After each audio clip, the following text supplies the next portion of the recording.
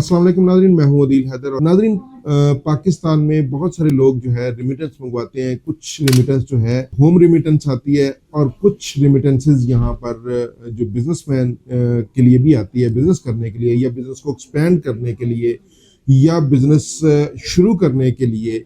तो उसके अंदर जो लोग हैं, ये तो एक लीगल तरीकाकार जो गवर्नमेंट ने इसको रखा हुआ है। कुछ लोग इसका गलत फायदा उठाते हैं। आपको याद होगा कि FATF में जो है इसके ऊपर काफ़ी सारी जो है रिस्ट्रिक्शंस लगाई गई थी और इसके ऊपर जो एंटी मनी लॉन्ड्रिंग एक्ट है उसको भी अमेंड किया गया था और फिर पाकिस्तान का नाम जो है वो ग्रे लिस्ट से निकला था।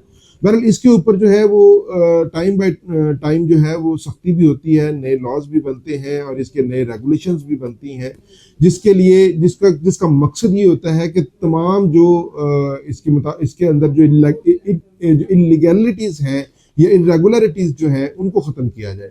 अब स्टेट बैंक ने फिर एक इसके अंदर अमेंडमेंट की है। अब उन्होंने ये किया है कि जो बंदा जिसके अकाउंट में $25,000 से ऊपर आएंगे उसका CNIC भी लिया जाएगा, उसका NTN भी लिया जाएगा। रिमिटेंस की जो इन्फॉर्मेशन है, जो बेनिफिशरी का जो CNIC भी लिया जाएगा और NTN भी लिया जाएगा और रिमिटर की डिटेल भी ली जाएगी कि कौन भेज रहा है और उसका पर्पस क्या है, और उसके जो सपोर्टिंग डॉक्यूमेंट हैं वो भी जो है वो साथ जमा करवाने $25,000 तक यानी कि आप मंगवा सकते हैं। और उसके बाद जो है उसके अंदर इंफॉर्मेशन देनी पड़ेगी। इंफॉर्मेशन क्या है?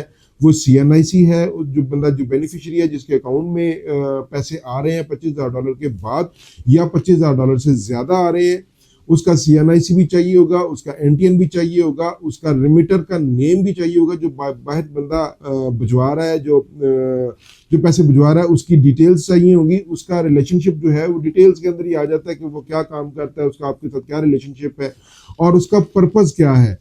जो आपको वो पैसे भेज रहा है, आपका पर्पस क्या है उसके अंदर, और इसके साथ जो रेलेवेंट सपोर्टिंग डॉक्यूमेंट है वो उसके अंदर चाहिए होंगी। और इसके बाद जिन बैंक्स के थ्रू जो आपकी रेमिटेंस आती है उसके अंदर जो है बैंक्स को ये एडवाइस किया गया है कि वो फॉर्म R, फॉर्म M और IRV जो है उसको भी वो जो इनफ्लोज आ रहे हैं उसको भी वो देखेंगे और उसकी स्क्रूटनी करेंगे। और ये जो डिजिटल सिस्टम है ये 30 जून तक जो 30 जून 2026 तक जो है वो एक्सपेक्टेड है। और इसका मकसद जैसे मैं आपको पहले बता चुका हूँ कि इसका मकसद जो है वो जैसे बहुत सारी हुंडी हवाले का काम होता है। इसके अलावा जो पाकिस्तान में पैसे जो मंगवाते हैं लोग, इलीगल लोग मंगवाते हैं, वो इलीगल तरीकों के लिए इस्तेमाल करते हैं, वो इलीगल मीन्स के लिए इस्तेमाल करते हैं उन चीज़ों को रोकने के लिए। क्योंकि FATF की जो तलवार है वो तमाम दुनिया पर मुस्तकिल तौर पर लटक रही है।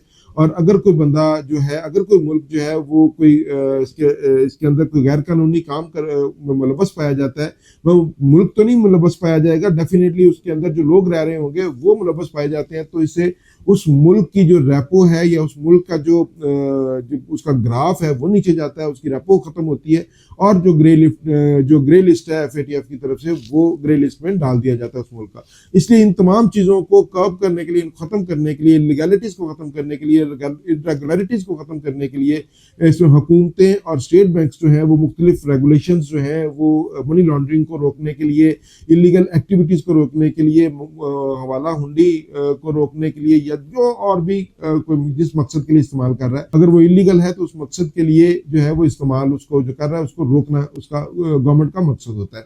बहरहाल अगर आपके पैसे लीगल आ रहे हैं, वो भले $1,00,000 आ रहा है, भले वो $5,00,000 आ रहा है या भले वो $1 करोड़ आ रहा है, उसके ऊपर कोई पाबंदी नहीं है, उसके ऊपर कोई कदगन नहीं है और उसके ऊपर कोई रोक टोक नहीं है।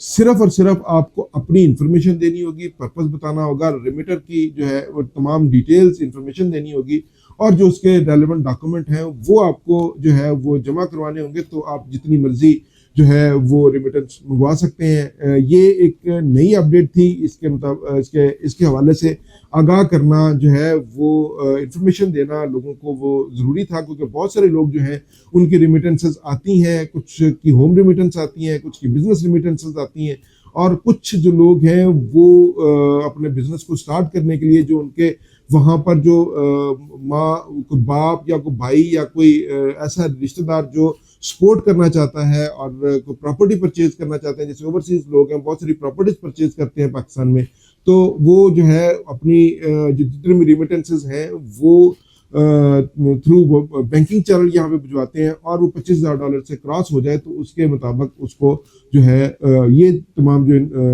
उसकी रिक्वायरमेंट है ये पूरी करनी होगी। आज के लिए इतना ही, इजाज़त दीजिए, अल्लाह हाफिज़।